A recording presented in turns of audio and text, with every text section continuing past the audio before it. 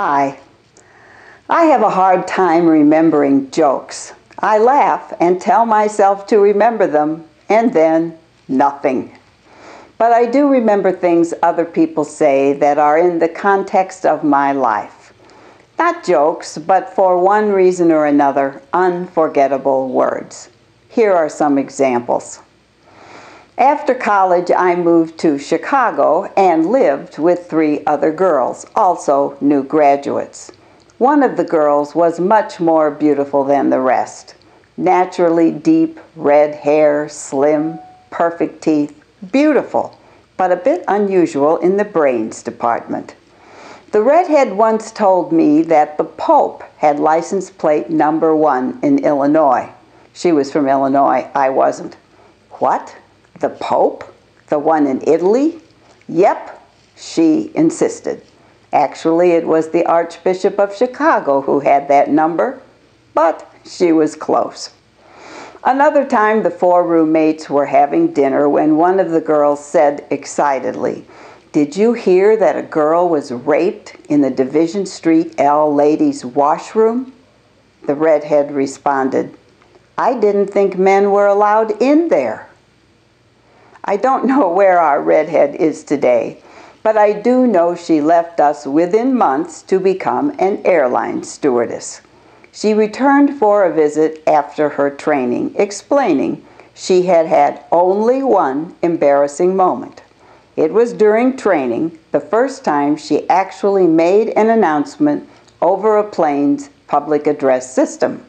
She forgot the plane's destination. "Welcome to TWA," she said, "and your flight to..." The passengers yelled out, "Orlando!"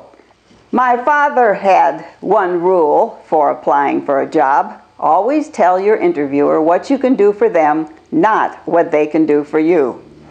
When I interviewed with S&C Electric Company in Chicago in 1963, and they asked me at age 21 if I could edit an employee magazine at the electric company, remembering Dad, I mustered a confident, "Yes, I can," all the while not knowing the difference between AC and DC.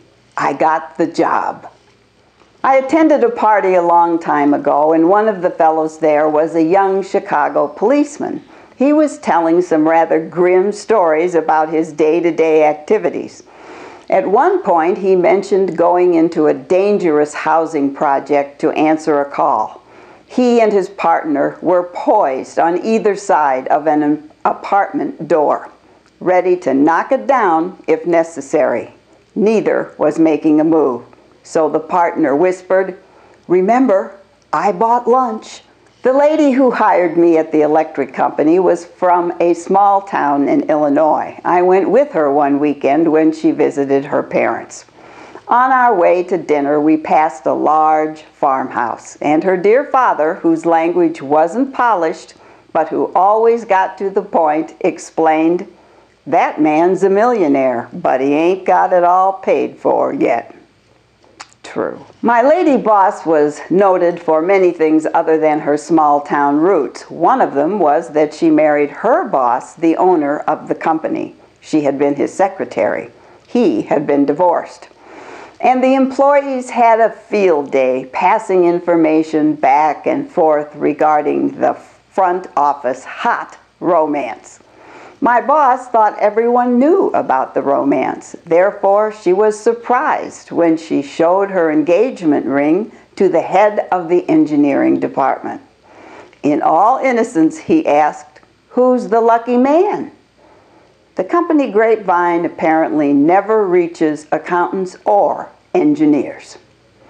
She told me a maintenance man who did know about the courtship once warned her, "Remember, never dip your pen in company ink."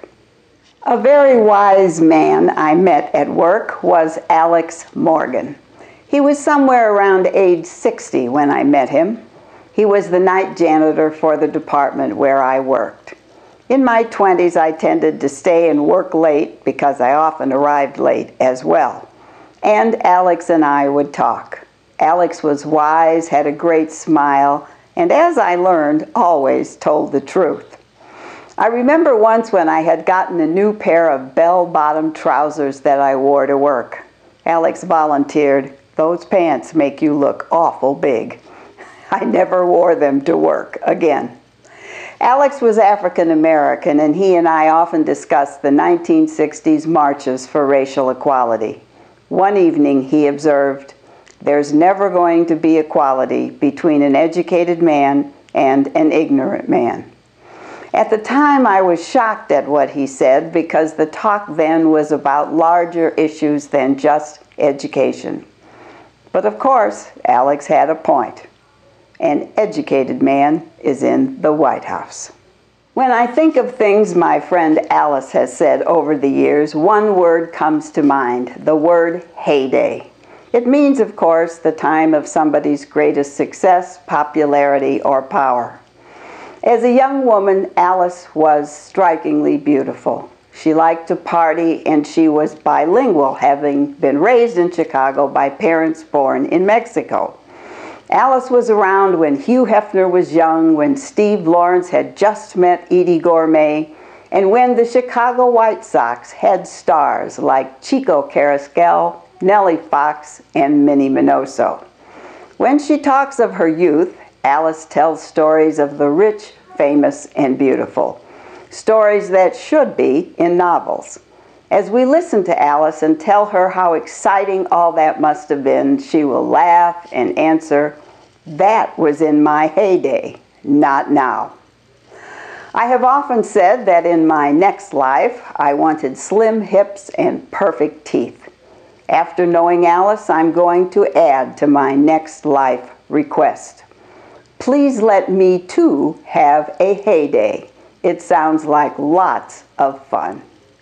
Incidentally, I worked at my Chicago company for 39 years, and over those decades, lots of pens were dipped in company ink. As for me, I'm not talking. See you next time.